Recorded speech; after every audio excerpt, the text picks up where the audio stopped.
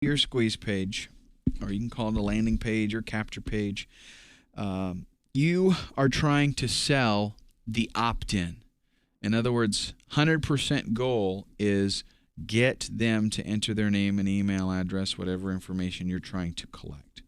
So that means that everything on the squeeze page has the intent and purpose of getting them to enter those details and submit them. That's the whole point. So you're not trying to sell a product. Like, one of the biggest things that I do nowadays is, if I've got something to sell, I don't even mention the product on the squeeze page. Okay, the product name is never mentioned. The the price, obviously, nothing like that.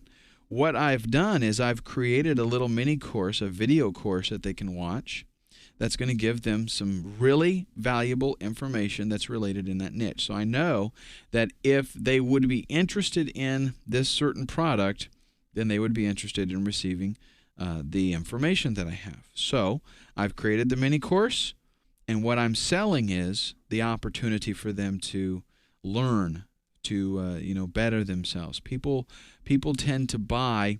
They don't buy things, they buy what the thing will do for them. Same goes for the opt-in page here. They don't opt in to get something. They opt in to get what that thing can do for them. That's the facts. So don't think just because you have an ebook or a video mini course or something that alone makes people opt in. It doesn't. You have to be able to demonstrate what that thing is going to do for them. So you're selling the opt-in by expressing to them what they're going to gain by the free giveaway that you're giving them. Not the product. We're not talking about the product. It's not even mentioned. You're just talking about what it is that you're about to give them and what benefit they'll receive from that. I like to use a video e-course. I've already said that several times, but I just want to stress it again. This is what I find to be most effective, and the reason is this. It's not something that they download, okay? A lot of times with an ebook, you will give them a link where they can download it. If you do it smart, at least you will send them to a web page where you have an opportunity to show them some other stuff, right? And they can, in other words, in your email, if you are using an ebook, do not put the link to download the ebook right there in the email. You put a link to a website where they'll go, and the product, the ebook that you're giving away, the download link is on that website. And they can go there and they can click and they can download it, but you've got other stuff there. Okay, so you got them to come visit you again. And that's better. The more and more we can get people to be exposed to us, the more likely that they are that they're going to buy from us eventually. But what this is you set up the same thing. You set up a page. You can have day one, and it's set up on a certain page, and there's a video for them to watch. So they come and watch the video. But on the same page where they watch the video, you've got a link where they could download or where they could visit the sales page for the product that you're promoting. Maybe it's an affiliate link, or maybe it's a product of your own that you're selling. But right there when they watch the video, they have the opportunity to go and click and find out some more information. And you do that with every single one of them. Let's say you have a 5-day e-course. So the first email that they get about it, they got the link, they go to the website, they watch the video. There's a link there where they can find out some more information if they want to. And the second day, they get an email that says, hey, here's day 2, whatever. And they go to that page. And then they can watch day 2's video, and of course, there's the link again every day. It's they're getting exposed to the same kind of thing. But the videos, they're more engaging. People are much more likely to watch a 5 or 10 minute video than they are to read a couple of chapters in an ebook. Just because it's people tend to be lazy, and they like receiving information like that a lot. So especially if you can present it in a good quality and valuable information, they really like that. Let them know that they are going to expect future emails. So in your first email, generally when people opt in, you want to make sure that you're telling them you're going to get on my newsletter or whatever, and you're going to receive valuable information, blah, blah, blah. But definitely in the first email, you want to let them know too, to expect future emails. A nice thing that you can do, a way that you can do that, is by helping them to know how to add you as a safe sender. Here's what a safe sender is. With everybody's spam systems and ISPs monitoring and trying to strip out spam and eliminate it and all this kind of stuff, they've developed what's called a safe sender. And if somebody has like an antivirus program or anti-spyware or something like that, and it's built into their their email client, or even if they're online using like Gmail and Yahoo and Hotmail and stuff like that, there is generally a way that you can specify that a certain email address is safe, and that no matter what they send, you want to see that email. So even if, in other words, if there are certain criteria that the email client or the anti-spam software is looking for, and I send an email to you and it has that criteria, maybe I did everything wrong, and I would normally throw up a flag. Well, because my email address is in your safe sender list, it's not even going to pay attention to any of that. It's just going to go ahead and deliver the email. So if you can show them how to do that for a variety of email clients and programs and stuff, have little tutorials or a little step-by-step guide, and let them know that they definitely want to add that in there, because you're going to be sending them valuable information and they don't want to miss it, that kind of thing. Provide ongoing, valuable content. So with our bribe, our ethical bribe, we are going to give them some stuff that is, of course, of value. But at the end of that 5-day mini course, we're not going to just stop there. Okay, we're going to continue to give the people on our list valuable information. They might not be ready. When they get to the end of that 5-day e-course, they might not be ready to buy for a lot of different reasons. Some people just, they move slowly. They don't act very quickly. So what we're going to do is to continue after that to provide valuable content that generally will help them out. Now, it doesn't necessarily need to be stuff that you would package and sell. It doesn't have to be like that. The e-course should be. Like, the e-course should be good enough that you could sell it on its own.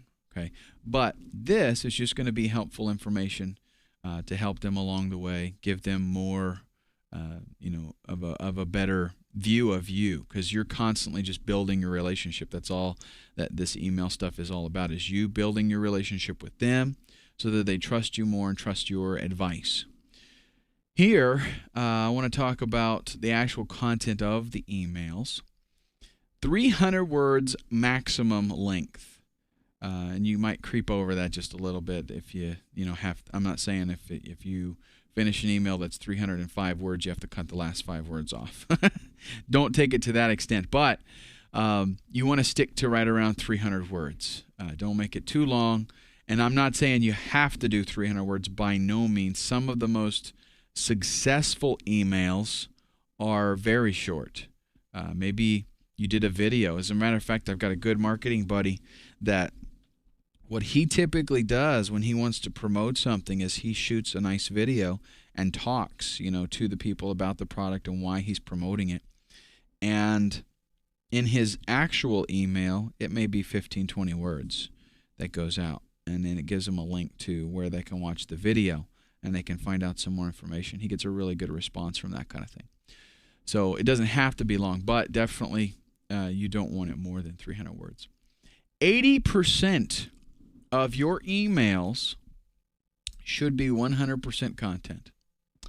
That means out of 10 emails, 8 of them are completely helpful, valuable content that you are basically giving away. No charge, no obligation. You're not even trying to sell something. They're just completely informative and helpful.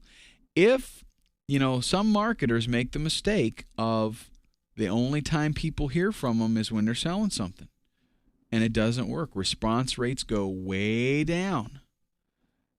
You need to build up a type of anticipation where these people actually are like, I can hardly wait to get another email from, John Marketer, because he's always helping me out. And it's good stuff. And so the next time your email shows up in their inbox, just because it's from you, they're going to read it. Doesn't even matter what the subject line is. Doesn't matter, how frequently you do it. If it's from you, I'm going to read it. So they open it up. And, if you reverse that and 80% of the times you emailed, you tried to sell them something, and then 20% you gave them free content, what's going to happen? Like pretty soon, they're not even going to read your free content because they have this feeling that if you're sending them an email, it must be about you trying to sell something. So they tend to ignore it. You don't have an opportunity to build that relationship with them.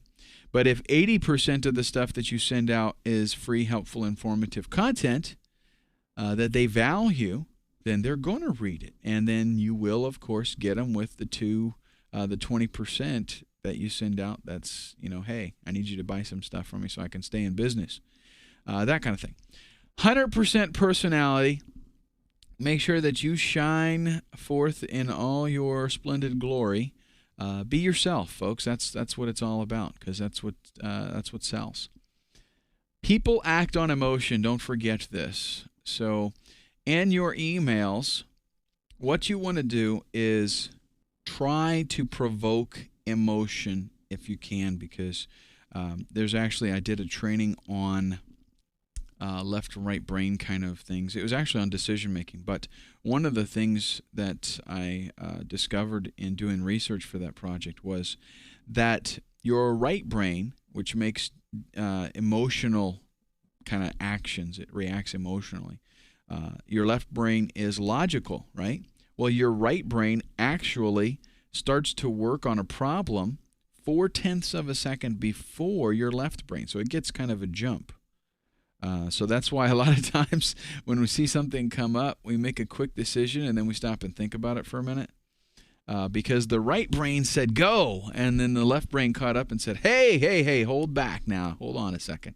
But if we can, we want to try to get people to affect their emotions, and then they'll be using that right brain to make those decisions, which a lot of times is kind of trigger happy. So that works out very nice for us. Here's your goals, and this is going to be the last slide, and I'm going to close with some words of advice here on what you're looking for, what you're trying to get. Opt-ins on your squeeze page should be at least 30%. So if you're below 30%, then you need to do something about your offer. What we're talking about here is out of 100 people visiting your squeeze page, okay, or any page that has your opt-in form on it, out of 100 people, you need a minimum of 30 that actually opt in. So there again, if your numbers are below that, and really 50 and 60% is not unheard of. But if your numbers are below 30%, you need to tweak your offer and make it, it needs to be better. So you need to change something on the squeeze page to increase that, get it up. Open rates on your emails should be at least 60%.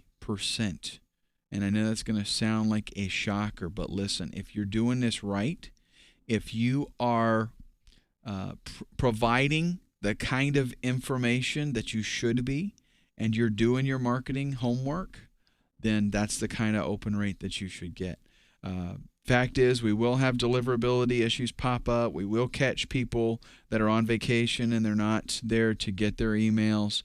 But what I like to see is when I send out an email, 60% open rate. Now, doesn't necessarily mean that 60% are going to do what I wanted them to do, but at least 60% need to open it up and, read the email. As far as actual action, email responses should be at least 25%. Now, that means I need to quantify the numbers here. That does not mean if I send out 100 emails that 25% of the people do what I want them to do, because we have the the open rate that we have to take into consideration. So what that means is, let's say, and I'm going to use fairly round numbers just to make it simple to do the math, because I don't like doing math in my head. If I've got 100 emails that go out and I've got a 50% open rate, okay, that's half. It's a little bit short of what I would like. That means 50 people did open the email. Of those 50 people, 25% of them should click on it. Okay, so a quarter of them, about 12 people should click and act. If you get above that, that is fantastic. But what you'll find is you should keep track of all of the emails that you send out and keep track of the statistics.